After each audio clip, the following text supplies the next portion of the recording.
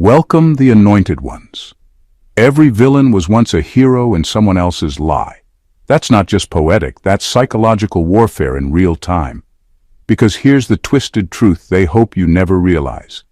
Sometimes the people who buried your story the deepest were the ones who smiled the widest. Let that sit. According to behavioral psychology, guilt isn't just an emotion, it's a delayed consequence. People don't always feel bad for what they did. They feel bad when their carefully edited version of the truth starts glitching in the eyes of others. Now imagine this. You were the deleted scene. Not because you didn't matter, but because your truth did. The moment your name comes up in their conversations, their throats tighten just a bit, their stories stumble, their eyes flicker. They remember, and not in a sweet, nostalgic way, but in a, damn, what if someone finally asks what really happened kind of way. And the best part, you didn't have to say a word, but let's be honest. You have a lot to say, and it's not going to be cute. So buckle up. We're not here to play victim. We're here to flip the spotlight, rip the mic from the liars, and finally tell the side of the story they tried to erase. And just a heads up. This won't be the kind of truth you sip tea to. This is pour gasoline and light the match truth. Let's begin. Number 1. They didn't silence you to protect themselves. They silenced you to preserve the illusion. They didn't silence you to protect themselves. They silenced you to protect the illusion. That's the part they'll never admit. It was never about keeping peace or avoiding drama. It was about keeping up appearances. The fragile little house of cards they built with their version of the story neatly stacked on top. You were the one card that could blow it all over, and they knew it. See, the truth wasn't just inconvenient. It was dangerous to them. Not because it would harm anyone physically, but because it would force everyone around them to see the cracks in their carefully curated mask. And once people see those cracks, it's over. The sympathy dries up. The credibility drops. So instead of facing that, they buried your truth like a body in the backyard and hoped no one would ask questions. You weren't silent because you had nothing to say. You were silent because you knew the weight of what you had to say. But they flipped it, made your silence look like guilt, like you had something to hide. Meanwhile, they were handing out their version of events like flyers on a street corner. They made themselves the narrator and wrote you out of the plot entirely. What stings most is that people bought it, maybe because it was easier, maybe because they were too lazy to look deeper. But now, that illusion is cracking on its own. The guilt they carry isn't noble, it's selfish. They're not sorry they hurt you. They're sorry they can't keep hiding it much longer, because guilt has a funny way of leaking through even the most polished faces. And now the story they told is starting to sound a little too rehearsed. They didn't erase you because you were irrelevant. They erased you because you were the proof that none of it was real. And they knew the second your side came out, the illusion they protected so desperately would collapse in front of everyone. Number 2, you were the villain in a story. They wrote out of convenience. You were never the villain, but they made you one because it was easier than facing what really happened. They didn't want to sit with the discomfort of their own actions, so they twisted the story, rewrote the roles, and handed you the blame like it was yours to carry. Not because it made sense, but because it made them feel better. It wasn't justice, it was convenience. The truth is, people will turn on the person who makes them feel the most.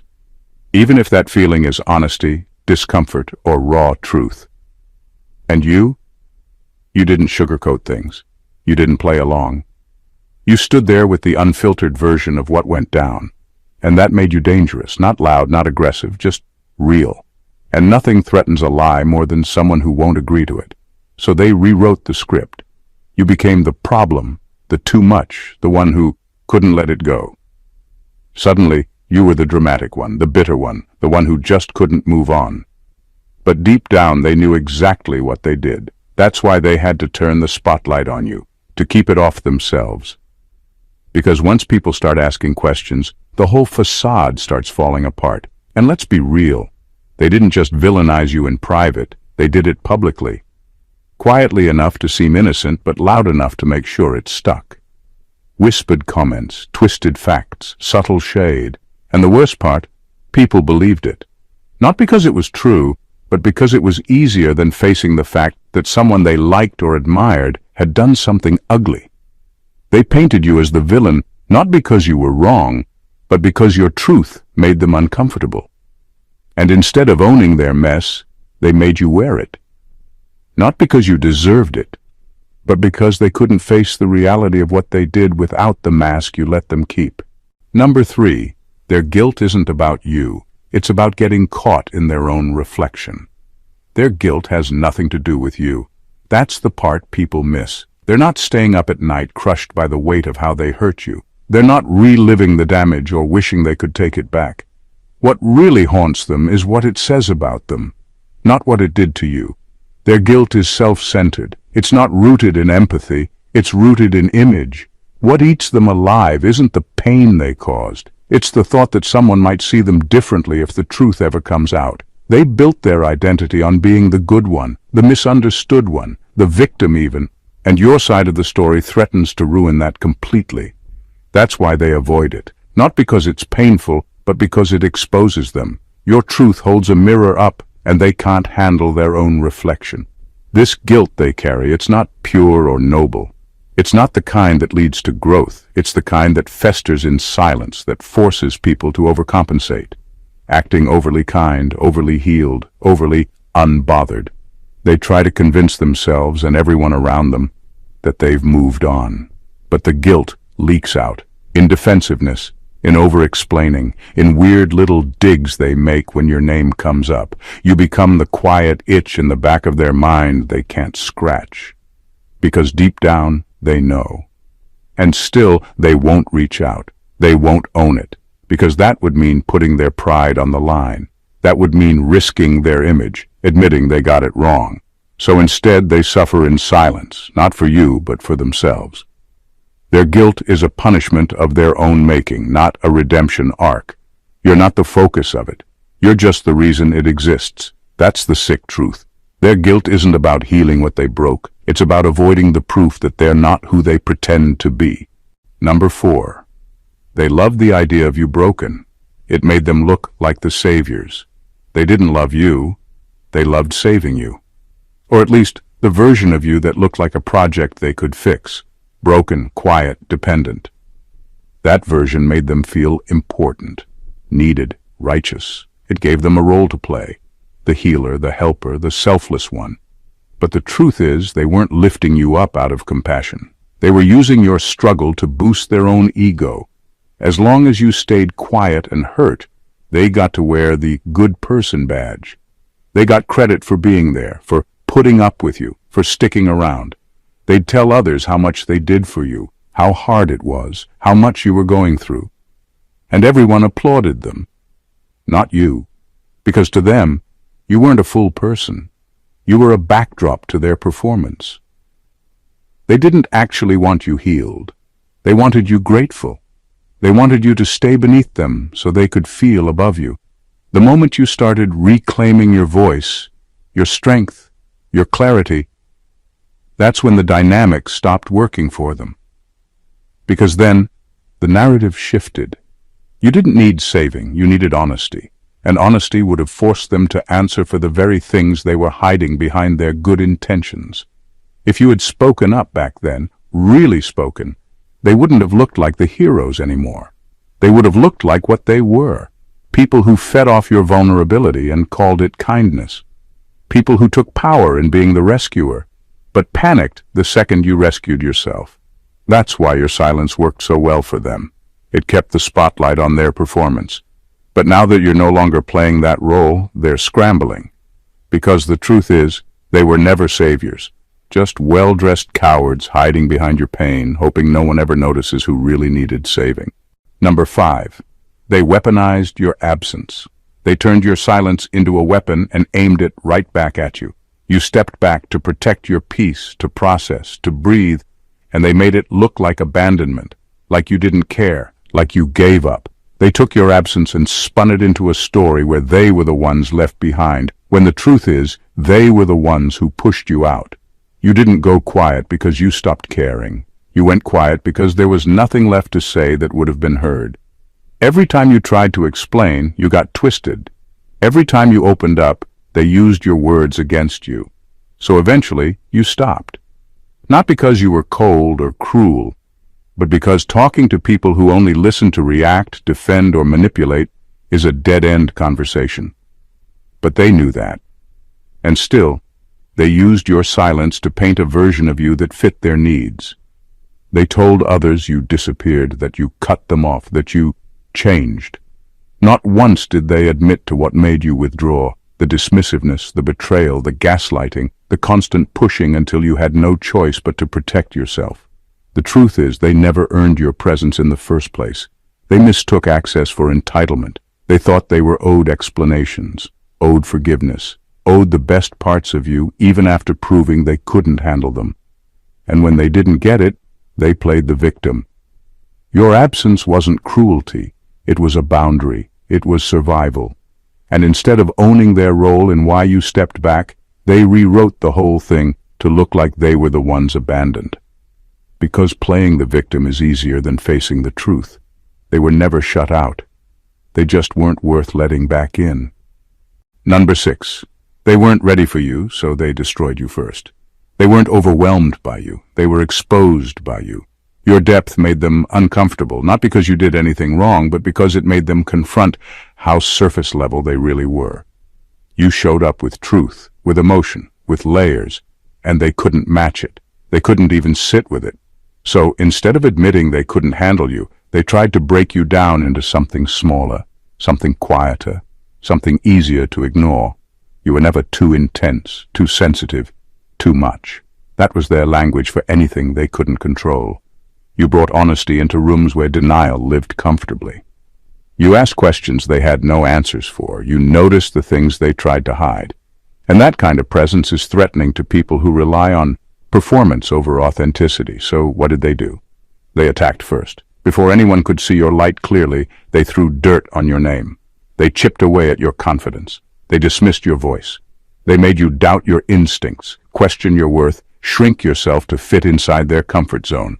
Not because you were dangerous, but because you were undeniable. And they couldn't risk being the ones who fell short in comparison.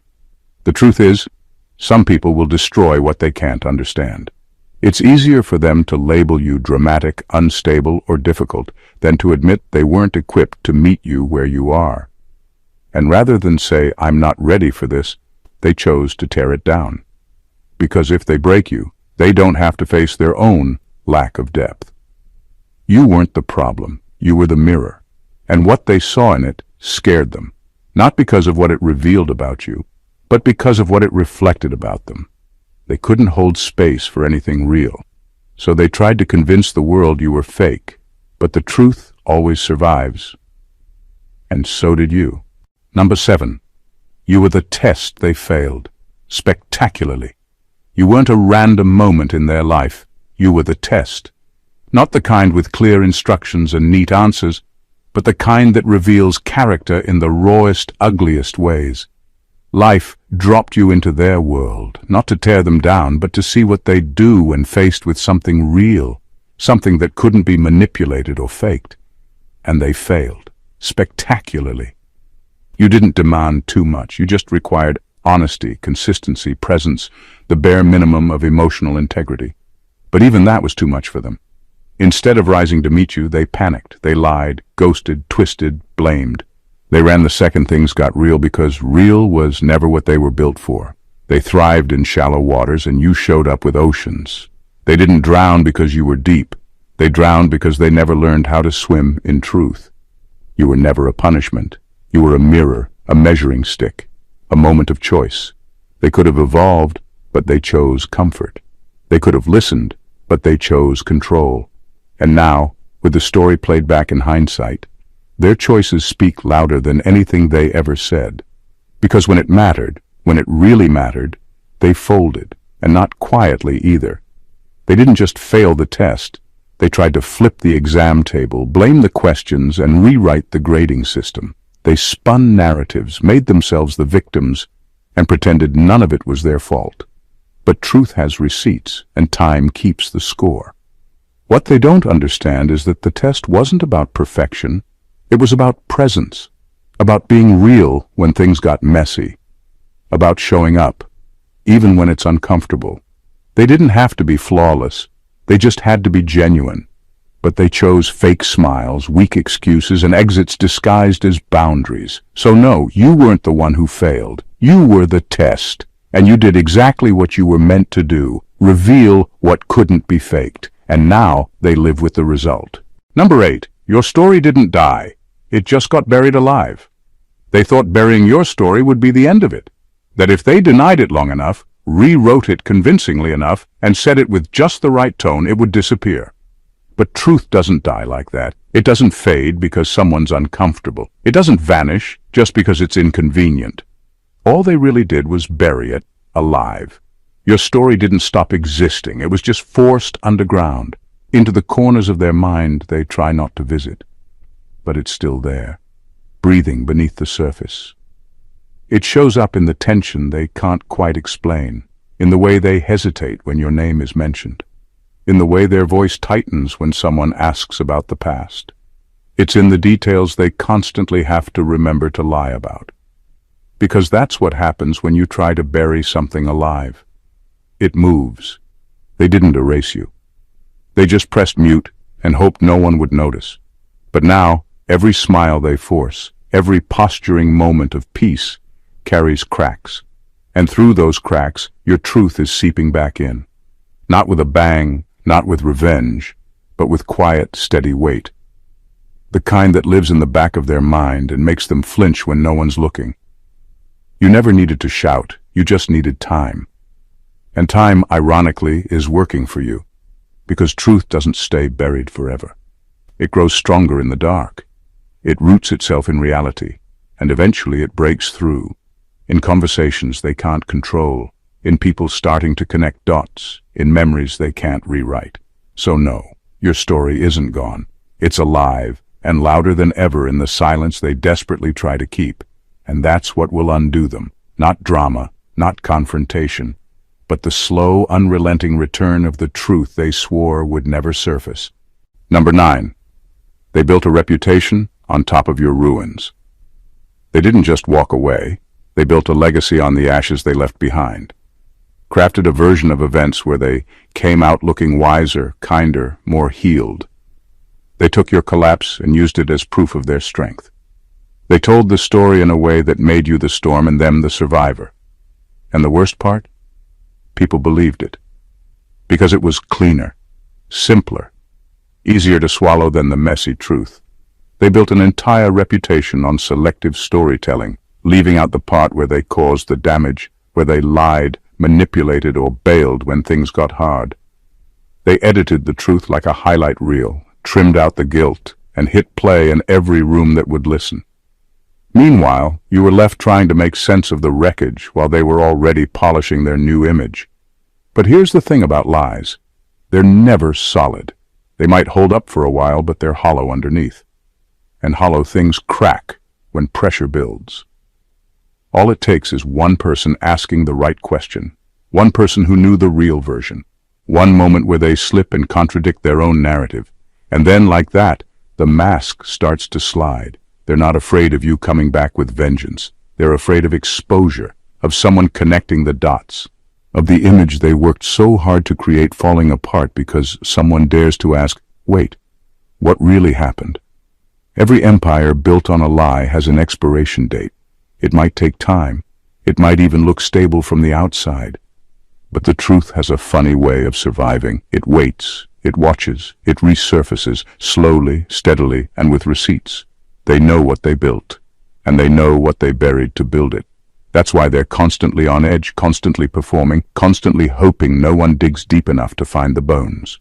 But bones don't stay buried forever, and when they resurface, so does the truth they tried to silence. Number 10. They fear your voice, not because it's loud, but because it's true. They're not scared of you making noise, they're scared of you making sense. Your voice threatens them, not because it's aggressive or dramatic, but because it's honest. Clean-cut, irrefutable truth. The kind that doesn't need to be exaggerated. The kind that forces people to stop and feel. And that terrifies them. Lies are loud by nature. They require maintenance, repetition, reinforcement. They thrive in echo chambers and group chats. But truth, it doesn't need help. It just needs space. And your voice, quiet or calm or careful, carries a kind of weight they can't compete with. That's why they try to discredit you before you speak. That's why they interrupt, mock, shift the narrative. Because they know once your truth lands, it sticks. You're not dangerous because you shout. You're dangerous because you don't have to. You can drop a single sentence, a simple question, a quiet statement, and their whole performance starts to unravel. That's power. That's what they fear. Because when someone speaks the truth, and it's clear and heavy and undeniable, it lives in people's heads long after the conversation ends. It plants seeds, it shifts perspectives, it challenges the comfort of their lie. And they know this. That's why they call you too emotional, bitter, obsessed. It's a distraction. If they can convince people you're unstable, they don't have to deal with what you're actually saying. But beneath all their noise, all their spin, is quiet panic. Because they know if people really start listening to you, the applause they're used to getting won't last. Truth doesn't go away. It lingers. It echoes in silence, in doubt, in late-night thoughts people try to suppress.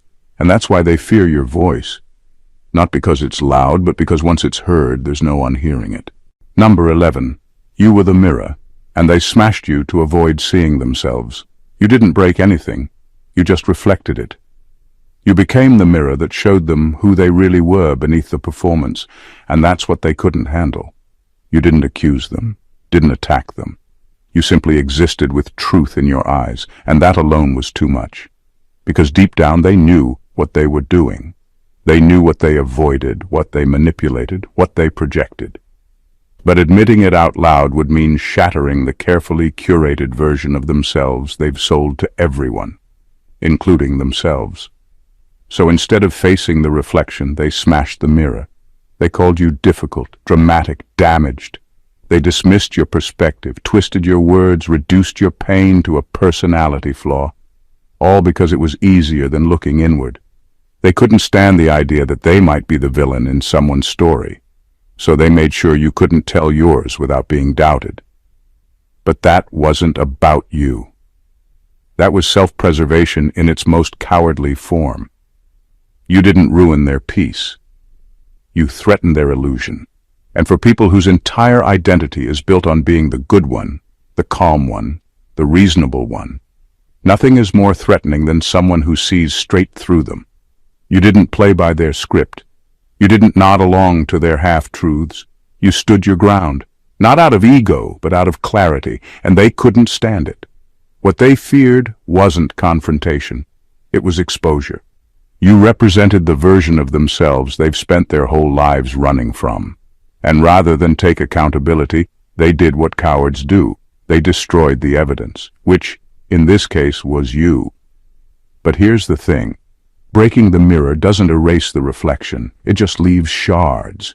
And every sharp little piece still holds the truth they tried to destroy. You were never the problem. You were the proof. And no matter how hard they try to rewrite the story, your existence alone will always whisper what they didn't want the world or themselves to see. Number 12. They wrote the ending without you, but the plot was always yours. They thought they could close the chapter without you, tie things up neatly, hand themselves the role of protagonist, and walk off like they learned something. As if your part in the story was some passing inconvenience, a subplot, a lesson, a detour. But the truth is, they never understood the story, because if they had, they would have realized they were never the main character. You were. They tried to reduce you to an afterthought, someone they used to know, someone they outgrew. They turned your name into an anecdote, watered down the impact, edited out their failure. But real stories don't work like that. You don't get to erase the turning point and pretend you still understand the plot. You don't get to rewrite endings just because the truth makes you uncomfortable. Your presence in their life changed things.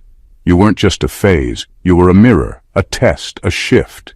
You were the moment that could have taken them in a new direction, if they had the capacity to grow. But they didn't, so instead they skipped the hard part and tried to jump straight to the ending. One where they look mature, healed, untouched. But endings aren't real if they're built on denial. That fake peace they wear, it's brittle. It cracks every time someone asks the right question. Because the story knows The people who were really watching. They remember who carried the weight, who did the work, who left and still stood tall. They called you a footnote because it made them feel bigger, but you were the core arc, the one who evolved, the one who didn't need to lie to look good. You lived through the unraveling and you came out knowing exactly who you are. They closed the book too early. But the plot, the real plot, it still revolves around you. And when people finally read the unedited version, the one without the spin, they'll realize the joke wasn't just that they wrote you off. It's that they never had the range to tell the story in the first place. Number 13. You didn't lose them. You survived them. You didn't lose anything when they left. What actually happened is that you outgrew the illusion. You stopped bending to be digestible. You stopped shrinking yourself just to keep the peace. And when life turned the lights on and revealed the room for what it really was, they couldn't stand the glare, so they ran. That's not loss. That's clarity. They were never your people. They were your mirror, your test, your teacher, not through wisdom but through failure. They showed you exactly what it looks like when someone is all appearance and no backbone. They loved being seen as good more than they cared about being good. So the second it came down to truth versus image, they folded fast. Because integrity is expensive, and they weren't willing to pay the cost. You survived them. Not just their actions, but the version of you that believed you had to tolerate it. That's the real victory. You survived the gaslighting, the blame-shifting, the weird power games disguised as concern. You survived being misunderstood on purpose. You survived carrying the emotional weight they refused to hold themselves. And now, you're not walking away empty. You're walking away informed. It wasn't a breakup, or a friendship ending, or a falling out. It was a reveal. They showed you who they were when it mattered, and who they weren't. And now you know. You didn't lose someone loyal. You lost someone who was performing loyalty to keep a version of themselves alive that couldn't withstand the pressure of reality. So let them tell whatever story they need to. Let them spin it how they want. You have the truth, and you have your peace. And most of all, you have yourself, the version that no longer begs to be understood by people committed to misunderstanding. That's not a loss, that's survival, and that's power. Number 14. The truth isn't just coming out, it's devouring them. The truth doesn't need your voice to be dangerous. It's doing the work all on its own. It lives in the cracks of their carefully controlled narrative, in the slight twitch in their smile, in the over-explained stories they keep telling like they're trying to convince themselves. They thought staying quiet would save them, but guilt doesn't dissolve in silence. It decays, slowly, quietly, relentlessly. Every time they retell the version of events where they come out looking clean, the truth sits behind their teeth like rot. It's in their chest when they're alone, in the dead air after applause, in the questions they secretly hope no one asks. You don't have to say a word, because the truth is devouring them. Not all at once, but in pieces, in pauses, in the kind of internal erosion that can't be hidden behind good lighting and polished captions. See, guilt doesn't scream, it whispers, and it stays. It clings to the things they thought they buried, the things they left unsaid, the messes they walked away from without ever owning. And the longer they pretend, the louder it gets. Not to the world, to them. It's there when they try to fall asleep, when they see someone who reminds them of you, when someone starts to ask about the past and they have to scramble to hold the lie together. What they never understood is that the truth doesn't need revenge. It doesn't need spectacle. It just needs time. And time is turning on them now, because while they've been playing the role, guilt's been rehearsing its return. Quiet, steady, impossible to silence. You didn't need to destroy them, you just needed to survive. The rest, the unraveling, that's already happening. Because no matter how well they dress it up, no matter how many people they fool, the truth is in the room, and it's not leaving, it's consuming. They thought they could rewrite the story. That if they talked fast enough, smiled wide enough, buried deep enough, they could erase what happened, or at least shape it into something more flattering. But stories built on denial, always fall apart. And the truth? It doesn't need your help. It just waits, quietly, patiently, devastatingly, for the performance to end. You didn't lose. You endured. And that's the part they can't explain away. You didn't collapse under the pressure of their absence, their projection, or their fake peace. You didn't retaliate. You reclaimed. You learned. You healed. Not in the polished, performative way they post about, but in the real, gritty, honest way that comes with sitting in pain and walking yourself out of it. Alone. Every time they tried to erase you, they exposed themselves. Every time they tried to flip the script, they tightened their own noose. They weaponized your silence, distorted your story, tried to bury the evidence. But all of that only made your truth more powerful, more piercing, because you never needed to shout to be heard. The weight of what really happened does all the talking for you now. And the best part, you didn't need to seek revenge. Life took care of that with something far worse, self-confrontation, and they can't escape it forever. You were the mirror, the test, the story, and the shift. They mistook your depth for weakness, your presence for threat, and your truth for drama. But what you really were, and still are, is proof. Proof that surviving betrayal doesn't make you bitter, it makes you clear. That silence isn't always surrender. Sometimes it's preparation. That being misunderstood doesn't diminish the truth. It preserves it, for when the world is ready to hear. So, let them keep performing. Let them keep spinning their rehearsed piece while dodging their own reflection. You're not responsible for cleaning up their mess or correcting their lies. Your only job now is to keep living, fully, loudly, unapologetically, because the truth already chose you. And it's not done speaking, let the record show. You didn't disappear. You outlasted, and the story was always yours. If this spoke to something deep in you, if you felt seen, understood, or even cracked open, don't just scroll on. Subscribe to the channel, not just for content, but for truth. The kind most people are too afraid to say out loud. Like the video if you're done pretending. If you're done letting others write your story for you. Drop a comment. Your voice matters. This is your space to be unfiltered, unedited, real.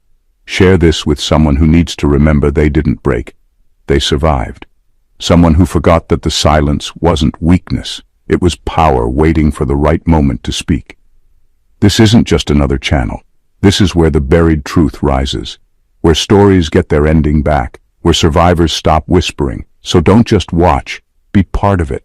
And remember, they might have tried to erase you, but you're still here. And your voice? It's just getting started. God bless you.